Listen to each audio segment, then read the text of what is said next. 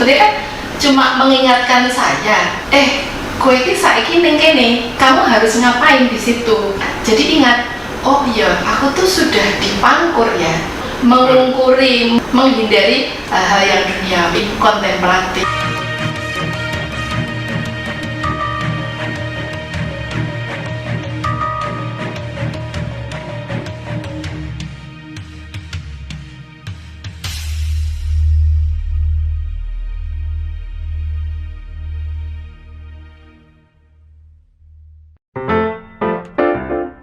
Saudara, kali ini saya berkunjung ke rumah Ibu Ono Mayasari.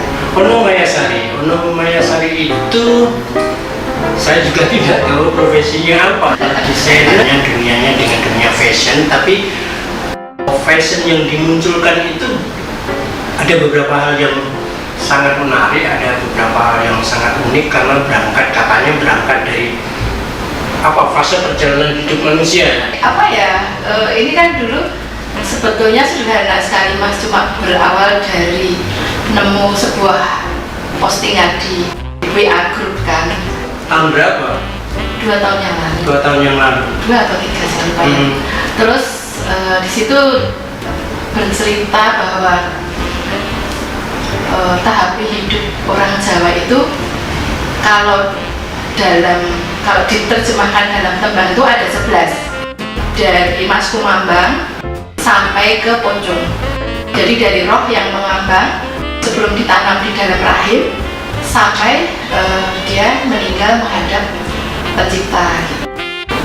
Nah dari situ saya merasa, wah ini kalau tembang ini dijadikan beberapa lukisan kayaknya bagus banget gitu. Tapi kan karena saya kepinginnya ke fashion ya, akhirnya tidak hanya berhenti pada lukisan saja, tapi setelah itu berkembang menuju ke fashion gitu.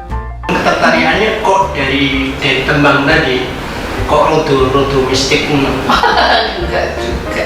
Sebenarnya gini ya, tembang ini kan pengingat kita ada di mana. Jadi kalau saya itu sudah ada di fase antara Dandanggulo ke Durmo. Durmo itu sudah hidup bersosialisasi, berderma gitu. Sudah fase apa Dandanggulo ke Durmo? Durmo, ya. Dandanggulo kuwi berarti wis mapan gitu. Bagaimana? Sebetulnya gini, ini sebenarnya kan cuma mengingatkan saya. Kowe iki saiki ning kene, kamu harus ngapain di situ gitu. Kan ini urut Mas, nggak mungkin ya, pasti ada yang salah. Misalnya dia sudah di Dandanggulo, tiba-tiba dia balik ke Asmorodono, pasti ada sesuatu ya kan. Nah itu, jadi itu cuma mengingatkan saya, syukur-syukur orang lain yang melihat kalau sudah jadi fashion menggunakan produk saya, jadi ingat, oh iya aku tuh sudah dipangkur ya, sudah pada masa mungkur, mengungkuri menghindari hal yang duniawi, lebih kontemplatif seperti itu. Saya kesini waktu pertama kali kesini sebetulnya ketemunya itu dengan karya-karya fashion, pakaian ya, pakaian mode dengan motif-motif tertentu. Ono Mayasari ini lebih banyak untuk produk untuk perempuan ya, perempuan dewasa. Ya. Tetapi kemudian percakapan pertama itu tentang tembang itu urutan fase kehidupan yang tadi beliau mengatakan sudah pos Dandanggulo, terus menjelang Durmo atau apa ya? Menjelang Durmo, terus kemudian kalau orang sudah sampai fase itu, terus kemudian kok balik ke Asmorodono, itu berarti ada yang salah. Ada yang salah ya. Ini menarik, soalnya jangan-jangan banyak orang yang sebetulnya bahkan sudah mau pangkur juga balik Asmorodono gitu kan. Tadi urutannya gimana? 1, Mas Kumambang itu tadi roh yang mengambang belum ditanamkan ke dalam rahim. Itu proses nanti ditanam dalam rahim. Setelah itu mijil itu bisa membagi Mas Kumambang berapa? Nggak bisa. Terus cuma bisa Pak 1. Terus mijil itu lahir. Bertahan hidup ya, awal itu masih radiusnya dengan orang tua itu masih segini nih. Nah setelah itu sinom itu masa anak-anak ya. Sinom masa remaja? Enggak, setelah sinom kinanti itu digandeng masa remaja, dibimbing pencarian jati diri itu kinanti ya, dia banyak belajar di situ. Setelah itu Mambang, mijil, sinom kinanti ya. Setelah itu Asmorodono. Itu manusia beranjak dewasa, jatuh cinta, mengenal lawan jenis, akhir balik gitu ya. Ya. Lalu setelah itu masuk ke fase gambung. Ya, fase gambung itu adalah fase awal hidup berumah tangga. Gitu. Ya, dengan segala konfliknya. Lalu yang berikutnya adalah fase dandang gulo. Itu fase puncak secara jasmani dan rohani, itu manusia berada pada puncaknya. Dandang gulo itu puncak? Iya, puncak. Setelah itu mulai menurun itu durmo. Lebih banyak bersosialisasi dan berderma, memberi, menolong gitu. Setelah durmo masuk ke fase pangkur, mungkur, lebih kontemplatif, lebih mendekatkan diri, mengakui segala macam hal yang duniawi. Iya, betul. Lalu setelah itu pangkur pada tahap megat roh itu kematian dan habis pangkur terus mati atau gimana? Iya. Atau kesadaran tentang kematian? Itu sudah pada tahap kematian. Sudah kematian? Ya, kan kita tidak bicara manusia secara fisik ya ini, lebih ke jiwa. Jadi setelah kematian, megatroh tadi, lalu ke pucung itu kembali kepada yang ilahi. Cuma dalam kalau untuk fashion yang saya produksi ini, saya tidak bikin megatroh sama pucung karena satu awal-awalan ya. Jadi maaf, bagaimana menjelaskan dari tembang itu kemudian dipakai sebagai sebagai seni pakai untuk motif kain dalam karya fashion Anda itu, gimana menjelaskannya?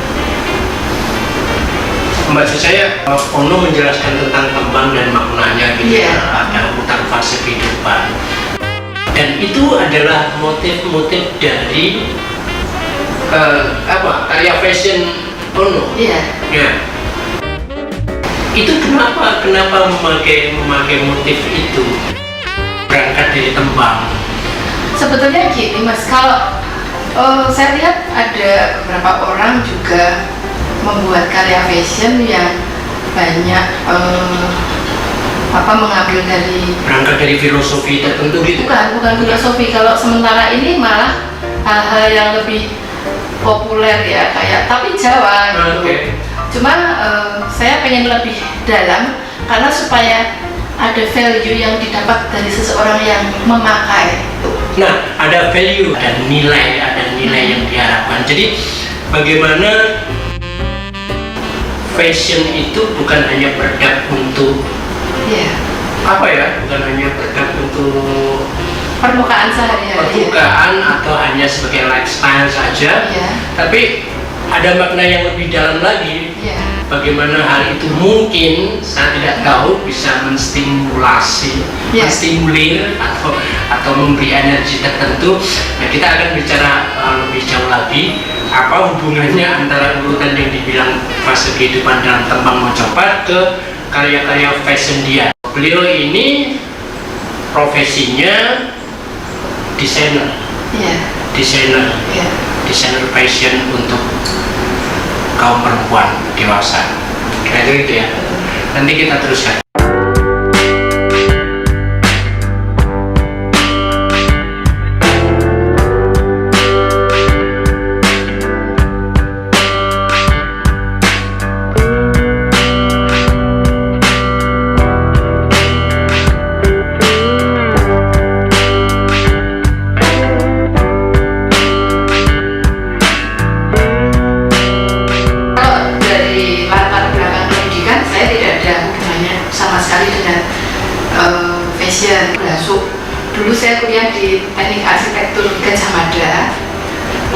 Rampung.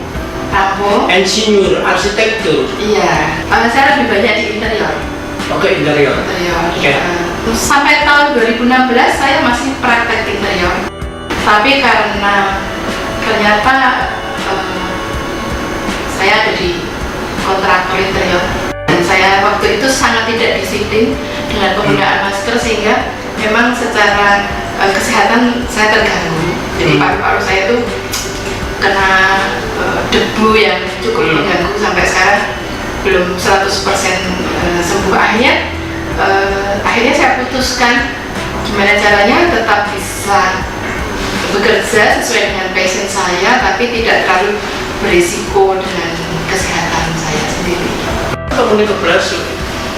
Ya, keblasuknya karena kan beda banget ya dari bangunan terus ke pakaian. Tapi secara tetap unsur kreatifnya ya, gitu, dan itu menyenangkan sekali buat saya. Dari interior tadi terus ke fashion? Ada beberapa lompatan sih, tapi pada akhirnya menemukan ini terus klik, oh ya saya di sini gitu. Fashion lompatan itu berapa? Lompat, terlalu sering lompat-lompat. Mudah-mudahan ini terakhir. Oh gitu ya? Satu aja bikin kue? Enggak. Godok wedangnya kleru. Godok wedangnya gosong. Saya kemarin sempat bikin instalasi seni. Iya, ini pernah mau jadi seniman gitu? Bukan. Seniman instalasi kan keren. Tapi tidak lepas dari itu ya karena basicnya dia arsitektur, itu juga mungkin mempengaruhi kekaitannya dengan kreativitas, terus kemudian ke fashion. Oke deh, kita lompat aja langsung ke fashion aja daripada nanti bongkar-bongkar rahasia masa lalunya dan repot. Malu.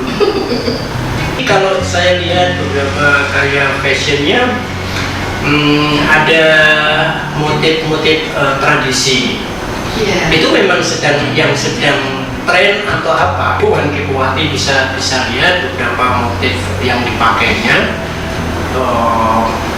Ono ini memakai apisan yang untuk memvisualkan gagasan-gagasan kreatifnya dalam media kanvas gitu ya. Bahkan itu cat minyak di atas kanvas, tapi terus kemudian itu nanti menjadi motif kain-kain yang dipakai dalam karya-karya fashion dia gitu.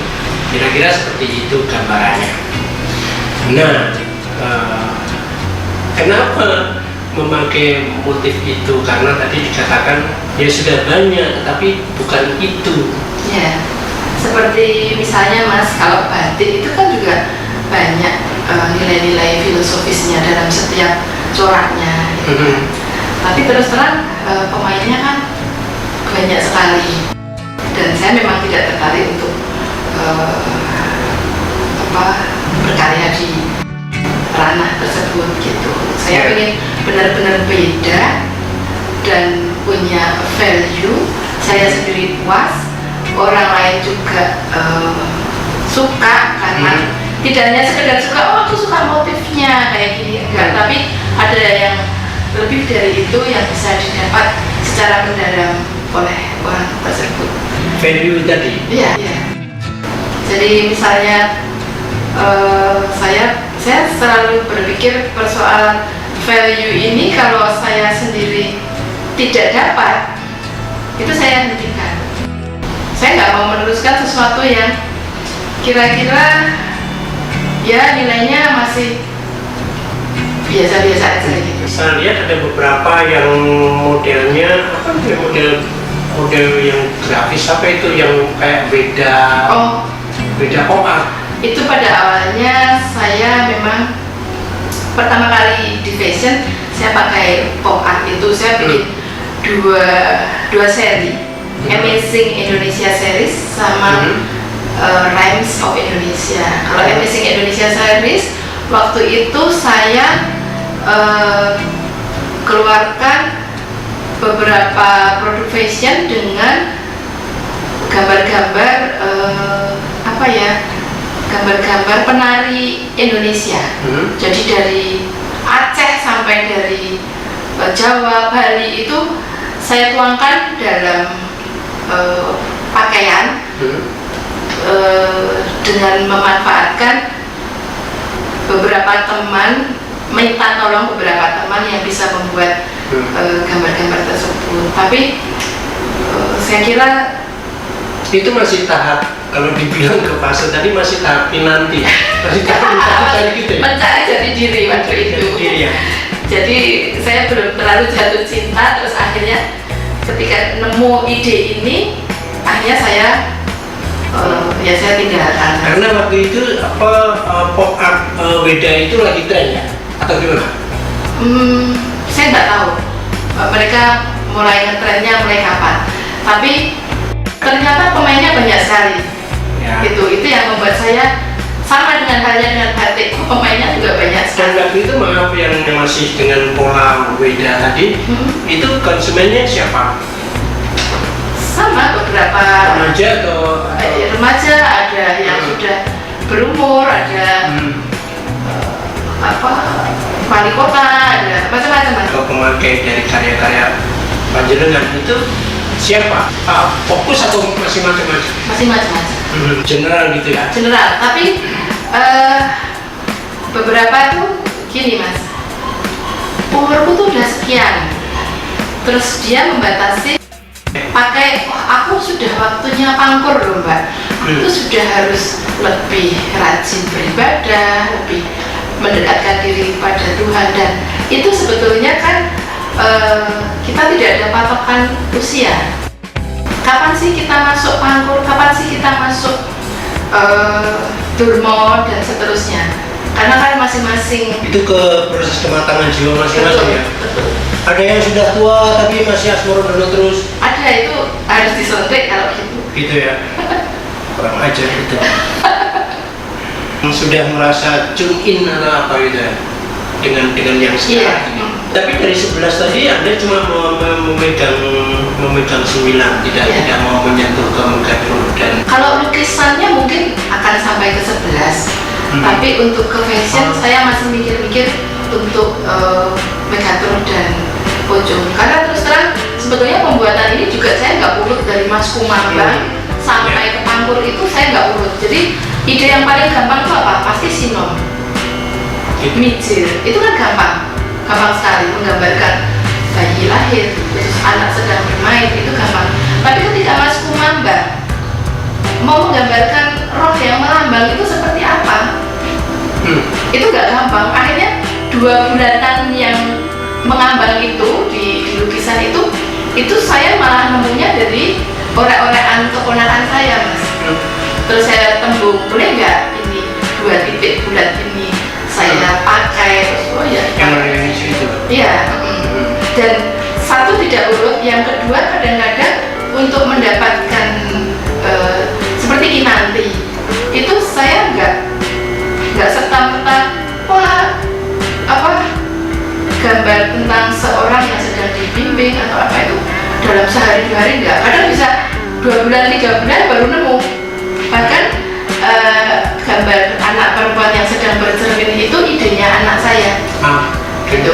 Anak saya yang kecil bilang gambarnya orang yang bercermin. Oke, sebelum ke penguraian tentang makna-makna yang filosofis tadi ya dari gambar-gambar itu, iya tuh mbak, sejarah sebetulnya gini mas, kalau ide ini tiba-tiba muncul itu tanpa ada apa ya, nggak ada latar belakang apapun, tiba-tiba muncul. Cuma kan yang lama itu adalah menerjemahkan dari ide itu yang lama, jadi sebuah gambar yang lebih bisa cepat orang memaknai itu yang agak lama. Supaya kita dapat gambaran yang lebih jelas lagi, karya fashion beliau ini kainnya itu khusus ya. Iya. Kainnya adalah satu katun. Iya.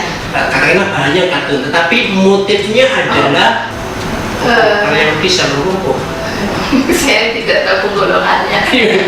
Kalau ono ceritain proses dari ide, terus kemudian menjadi kain. Ya, kalau dari ide seperti tadi, misalnya gambar asmara dalam, gampang lah, gambar orang pacaran. Lalu saya bikin sketsa orang laki-laki perempuan berduaan gitu. Lalu saya kirim gambar tersebut ke seorang artisan seni rupa. Dalam bentuk apa? Sketsa atau desain? Sketsa ya? Pakai pensil biasa. Kan. Saya kirim ke salah seorang teman artisan. Lalu saya tentukan pakaiannya, style lukisannya seperti apa, lalu warnanya juga seperti apa. Gitu. Karena kan kalau warna nanti larinya ke pakaiannya, bajunya. Saya tren warna tahun ini misalnya katakanlah abu-abu, berarti saya akan lebih banyak pakai abu-abu. Meskipun nanti ketika lukisan itu sudah selesai, saya akan saya perbanyak dalam bentuk kain. Saya masih kadang-kadang masih kotak-atik lagi. Kadang saya rubah lagi warnanya. Ada beberapa proses edit lagi. Oke, jadi prosesnya dari ide terus kemudian ada seorang artisan yang membantu untuk memvisualisasikan dalam bentuk media lukis gitu ya.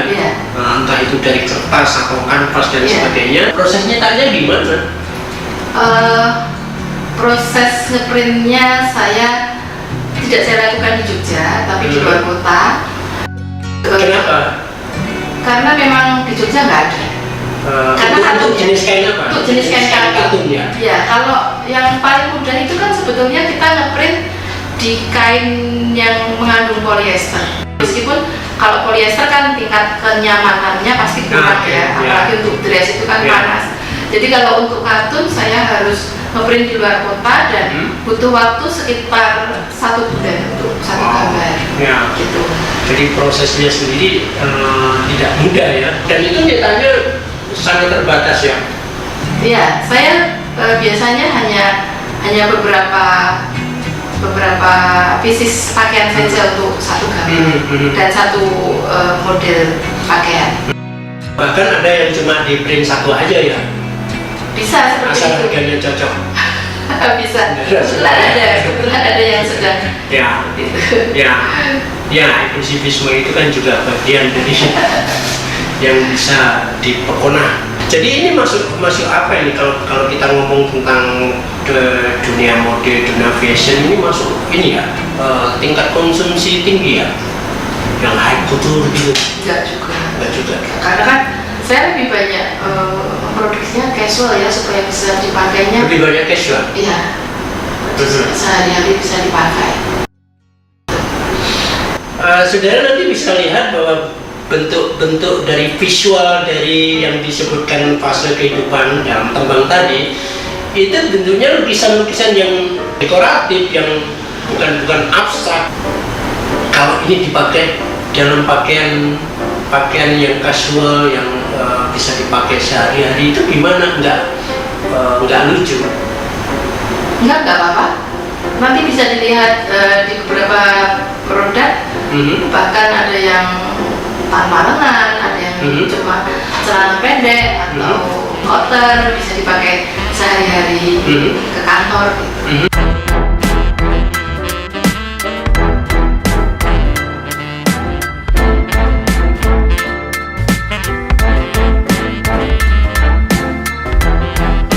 Kalau yang ini adalah melukiskan tembang Mas Kumambang. Di situ digambarkan ada arwah yang mengambang, melayang-layang gitu di dalam sebelum arwah tersebut ditanamkan dalam rahim manusia. Yang kemudian ini adalah proses lahir, mijil, muncul di dunia, bertahan hidup itu di sini, di fase ini. Fase yang ketiga adalah sinom, masa anak-anak, masa dirawat dan oleh orang tua, dan masa bermain, pengenalan lingkungan sekitarnya. Kemudian fase berikutnya adalah fase remaja, yaitu kinanti, masa mencari jati diri seorang remaja dibimbing oleh orang yang lebih dewasa. Lalu fase yang paling meluap-luap, paling berapi-api adalah fase asmaradana. Ini fase orang jatuh cinta, berpacaran, bertemu dengan pasangan hidupnya. Lalu fase berikutnya adalah fase gambuh. Gambuh ini bercerita tentang awal mula kehidupan berumah tangga. Di sini banyak konflik, banyak penyesuaian, tapi juga banyak kegembiraan dalam proses ini. Yang ini adalah fase dandangkulo, fase puncaknya hidup berumah tangga. Secara materi dan secara rohani semua mereka miliki. Setelah itu adalah fase durmo, fase di mana orang akan lebih banyak bersosialisasi dan berderma, berteman, bertemu dengan sesama. Itu ada di fase durmo. Lalu yang berikutnya adalah fase pangkur. Fase ini orang akan lebih banyak melakukan pendekatan diri kepada Tuhan dan lebih kontemplatif sifatnya, lebih menyadarkan diri, mengungkuri, pangkur dari kehidupan duniawi.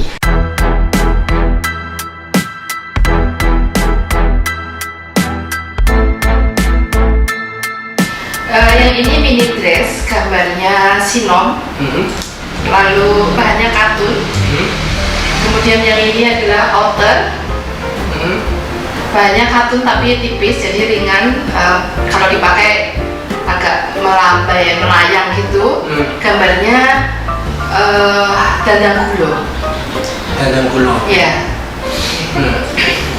Nah, tadi kan kita bicarakan tentang beliau itu menggambarkan motif-motifnya itu menggambarkan tentang